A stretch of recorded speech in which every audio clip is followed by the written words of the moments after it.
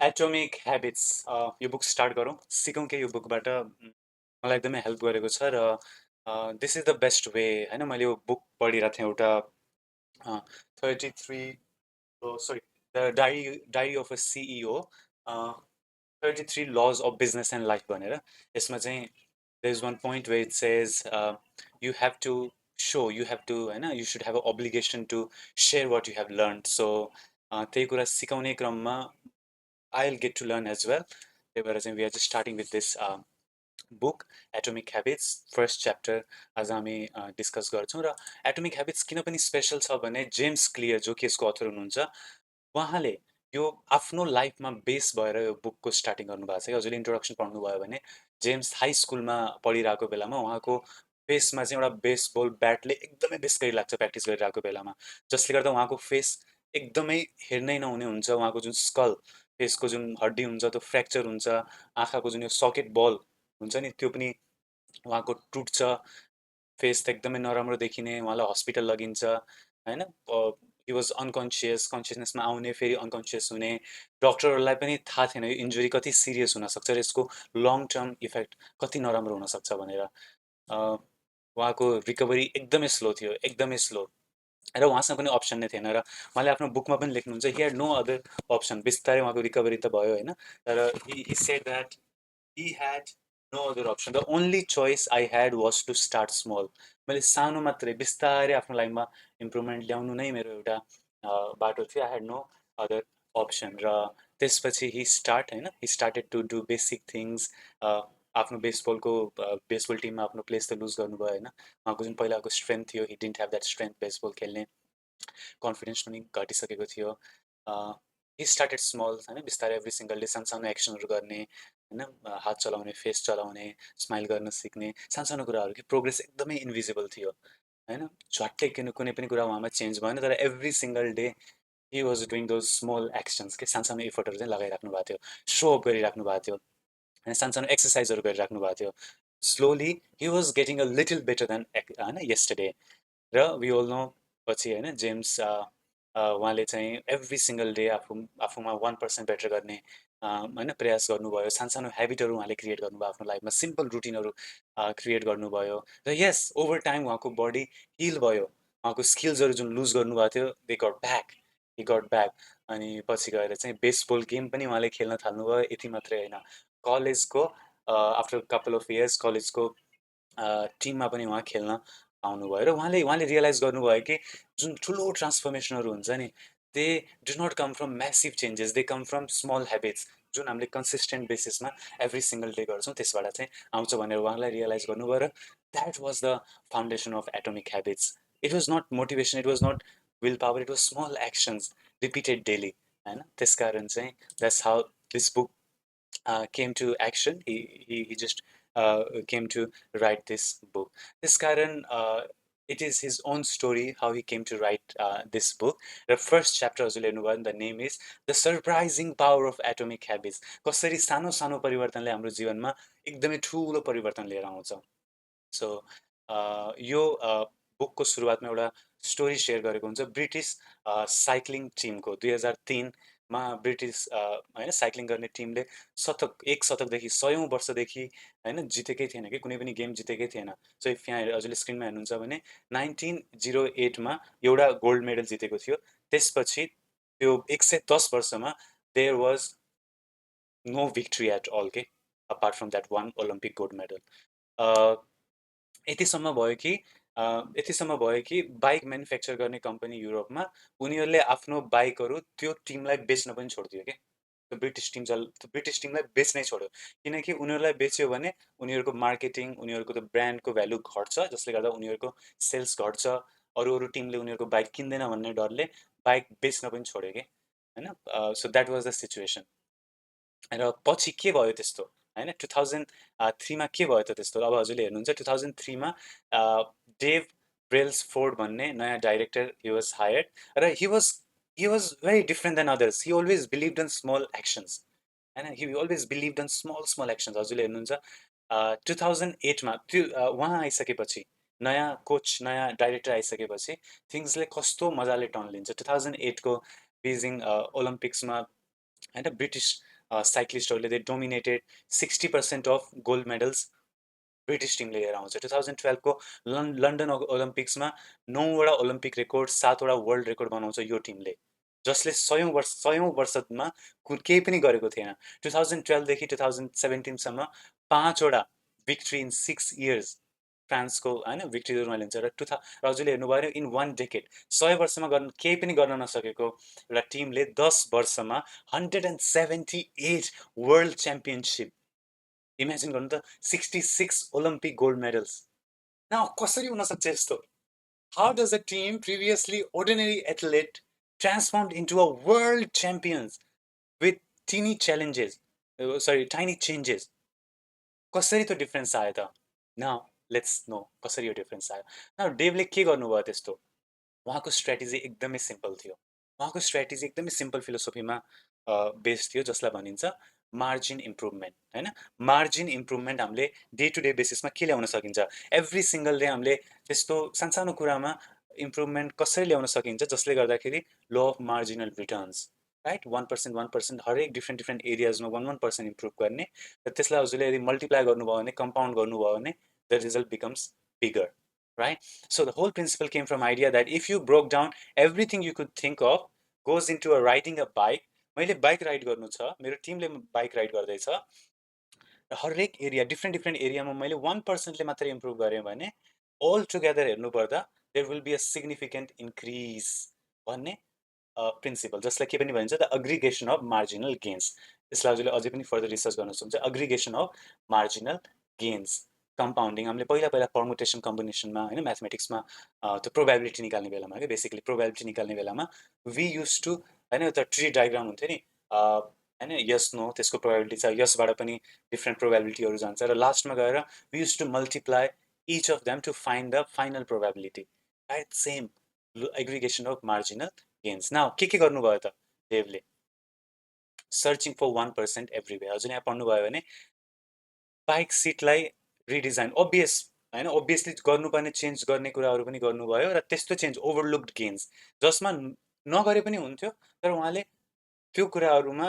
Improvement लिएर आउनुभयो 1% जस्तै he redesign bike seats for more comfort प्लेयरले साइक्लिस्टले साइकल गर्ने बेलामा उसलाई कम्फर्टेबल होस् 1% अलिकति पनि बढी कम्फर्टेबल हुन्छ भने that was a win for होइन यो डाइरेक्टर सो उहाँले बाइकको सिट डिजाइन गर्नुभयो टायरमा अल्कोहललाई होइन अझै रब गर्नुभयो so that there will be a better grip overshorts electrically heated overshorts for ideal muscle temperature सर्ट्सहरू जुन उनीहरूले लगाउँथ्यो त्यसमा आइडियल टेम्परेचर ल्याउनु खोज्नुभयो रेसिङ जुनको सुटहरू थियो त्यसमा एरोडाइनामिक स्ट्रक्चरलाई चेन्ज गर्नुभयो राइट यति मात्रै होइन अब सोच्नु न मसल रिकभरी छिटो होस् भनेर जुन मसाज गर्ने जेल थियो नि त्यसलाई पनि टेस्टिङ गर्न थाल्नुभयो त्यसमा पनि रिसर्च गर्न थाल्नुभयो बेस्ट आउटकमको लागि होइन सर्जनलाई हायर गर्नुभयो हात कसरी धुने अब सोच्नु न हात धुने कुरासँग के रिलेसन छ कि एउटा साइक्लिङ गर्ने मान्छेको तर he did that as well. He hired a surgeon to teach proper hand washing techniques so that उसलाई चिसो नलागोस् प्लेयरलाई भनेर also they came up with the best pillow mattress for each rider's sleep यति मात्रै होइन they painted the team truck interior to spot dust that could degrade बाइकको पर्फर्मेन्सलाई घटाउन सक्छ भनेर पेन्टिङ गरेर त्यो डस्ट आउन नदिएको के बाइकमा ओ माई गड सोच्नु न यति सानो सानो कुरामा होइन ही ह्याड वर्क के र हरेक कुरामा they was a 1% improvement 1% improvement के भयो त के छ त्यसको म्याथ के छ त यसको म्याथ हजुरले स्क्रिनमा हेर्न सक्नुहुन्छ 1.01 एभ्री सिङ्गल डे यदि हामी 1%ले इम्प्रुभ गर्छ भने 365 डेजमा आज अलिकति 1% मात्रै इम्प्रुभ गर्नुहोस् भोलि 1% मात्रै इम्प्रुभ गर्नुहोस् then 1% after 365 days we will be 37 times better just by 1% daily improvement. It's not 60%, it's not 90%, it's not 100%. We are just talking here about small changes, sano sano change. Same is true for decreasing every single day, degrading every single day.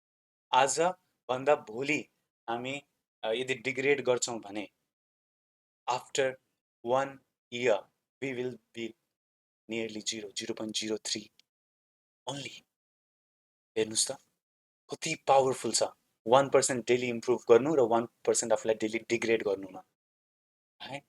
सानो सानो कुरा हामीले एकदमै एकदमै नेग्लिजेन्ट गर्छ कि होइन। This book is all about that how we neglect small actions in our life, जब कि त्यही एक्सनले over a period of time compounding effect दिन्छ हामीलाई, right. Now if you see the diagram, it's the same. Habits are a compound interest of self improvement होइन। Compound interest र simple interest भनेर हामीले म्याथमा पढ्थ्यो नि। सिम्पल इन्ट्रेस्टले हजुरलाई दिने गेन भर्सेस कम्पाउन्ड इन्ट्रेस्टले over the period of time हाम्रो पैसालाई जुन रिटर्न गर्छ, compounding interest is magical. Compound इन्ट्रेस्टलाई, कम्पाउन्डिङ इफेक्टलाई eighth wonder of the world पनि भन्छ। किनकि त्यसले के भन्छ, हजुरले 1000 रुपियाँ लगाउनु भएको छ भने होइन, त्यो 1 महिनापछि यदि फर इक्जाम्पल 20% को रिटर्न छ फर इक्जाम्पल भने 1200 हुन्छ। अब त्यो 1 महिनापछि त्यो 1200, अब त्यो 1200 बिकम्स द प्रिन्सिपल अमाउन्ट के। अब त्यो 1200 को 20% हुन्छ कि नेक्स्ट मन्थमा। त्यसपछि त्यो 1200 को 20% गर्दा जुन आएको हुन्छ नि 100, मेबी अराउन्ड 144 होला है। त्यो 144 को अब त्यसपछि त्यसको 20% क्यालकुलेट हुन्छ कि। यदि हजुरले यसरी क्यालकुलेट गर्नुभयो भने after 2 years 3 years 10 years stock market share मार्केटमा लगाइन्छ नि। कति यो इन्सुरेन्स बेच्ने मान्छेहरूले होइन, इन्सुरेन्स एजेन्टहरूले पनि के भन्छ नि, after 10 years after 20 years by the time you're 40 होइन, तपाईँसँग यति करोड हुन्छ। आज गर्नुपर्ने के हो, जस्ट मन्थली हजुरले 10,000 दिनुहोस्, right. So somewhere the idea is compounding effect. So 1% improvement, it goes up, 1% decline, it comes down. Right? Another example is given if you see here, trajectory को example दिएको छ। लस एन्जलिसबाट फर इक्जाम्पल दुईटा plain move गर्छ, one plain goes होइन, दुईटा plain loss एन्जलिसबाट नै move भइरहेछ, मात्र 3.5 डिग्री, मात्र सानो थोरै 3.5 डिग्री को डिफरेन्समा मात्रै होइन मुभ गरिरहेछ। तर over the period of time त्यो डिफरेन्स यति बढ्दै जान्छ, यसरी यति बढ्दै जान्छ, यति बढ्दै जान्छ। One plain lands in New York, the other plain lands in Washington DC. Now the difference between New York and Washington DC हजुरले सर्च गर्नु होला, मलाई कमेन्टमा भन्नु होला। बट डेफिनेटली त्यो 1 मिटर 2 मिटर 3 मिटर होइन, 100 मिटर 1 किलोमिटर 10 किलोमिटर चाहिँ छैन कि। It's a huge distance. And when they started, it was just a shift of 3.5 degree. किन यस्तो भयो त? Slight shift in our day-to-day habit can guide our life to a completely different destination. Completely different destination. Therefore, success is the product of daily habits. It's not once in a lifetime transformation जुन हाम्रो लाइफमा हुन्छ हैन। So यदि हजुरले यहाँ पनि हेर्नुभयो भने this is another chart given in the book. We expect progress to be linear.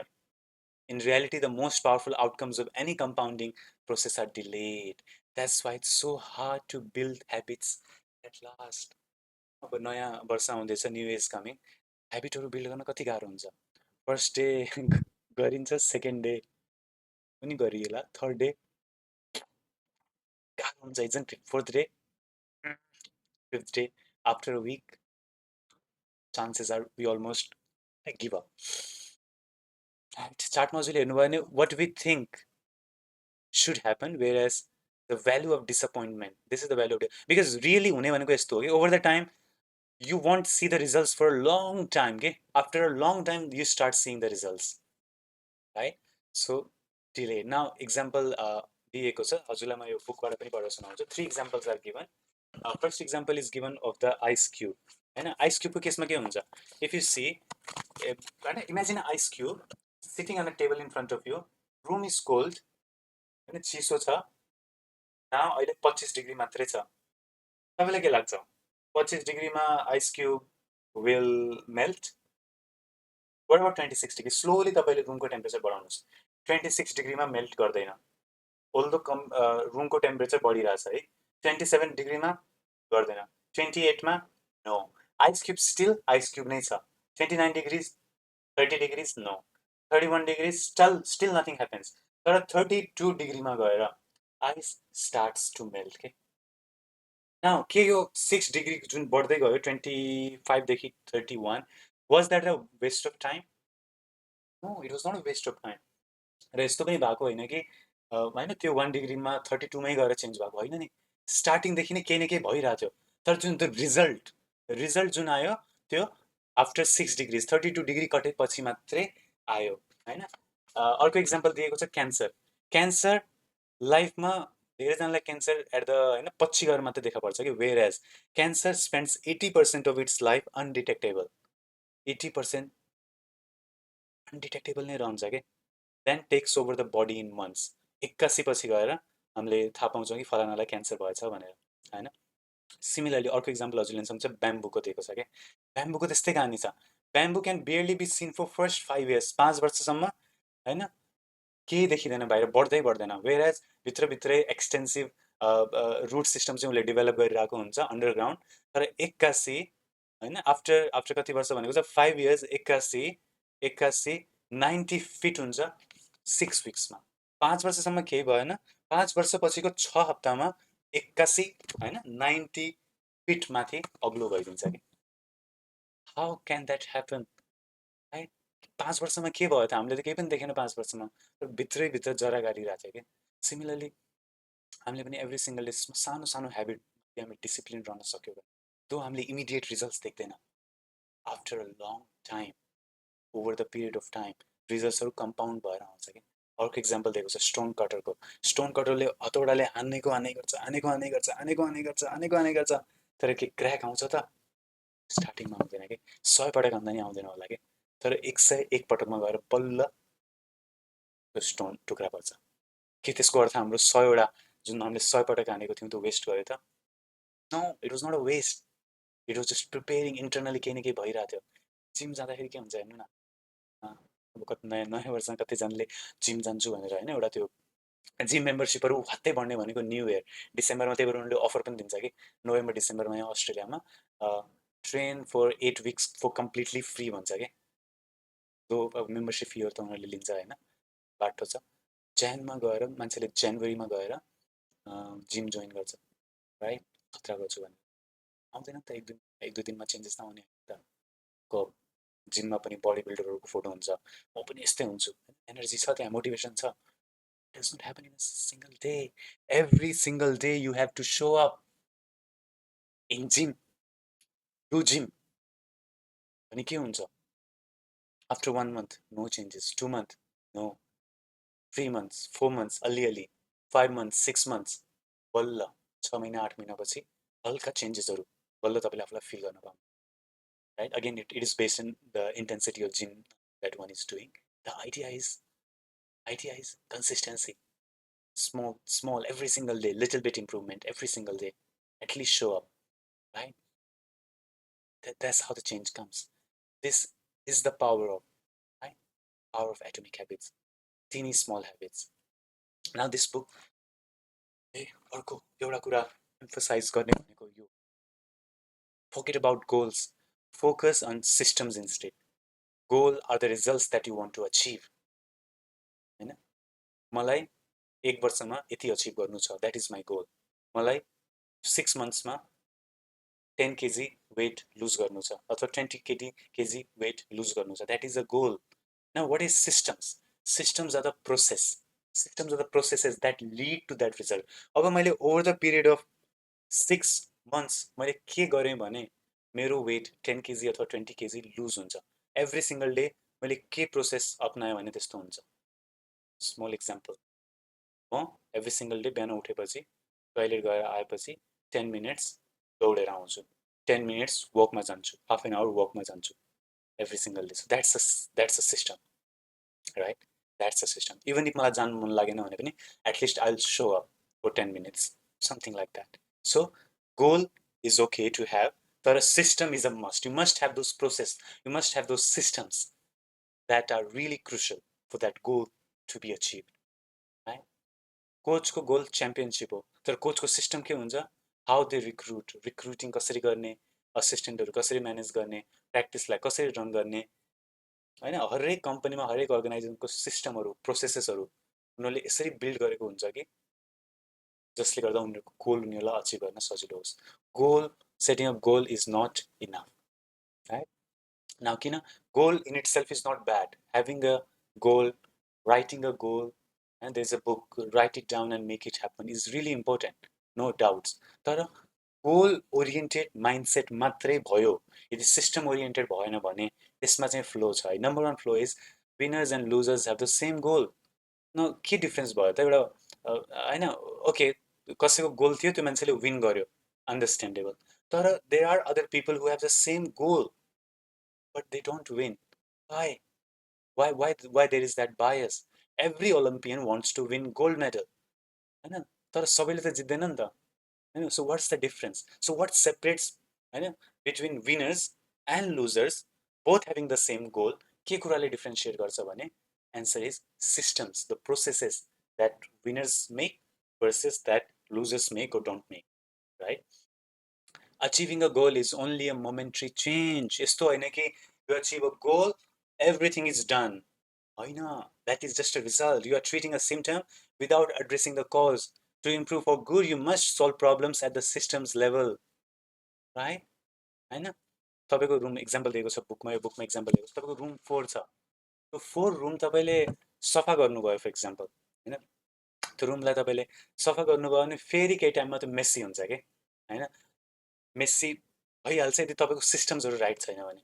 तर यदि तपाईँको सिस्टमहरू राइट छ भने, यदि तपाईँले सिस्टममा काम गर्नुहुन्छ भने, रुम एकपटक तपाईँले डिप क्लिनिङ गरिसकेपछि यदि तपाईँले सिस्टममा काम गर्नुभएको छ भने त्यो रुम फेरि त्यस्तो फोहोर हुँदैन।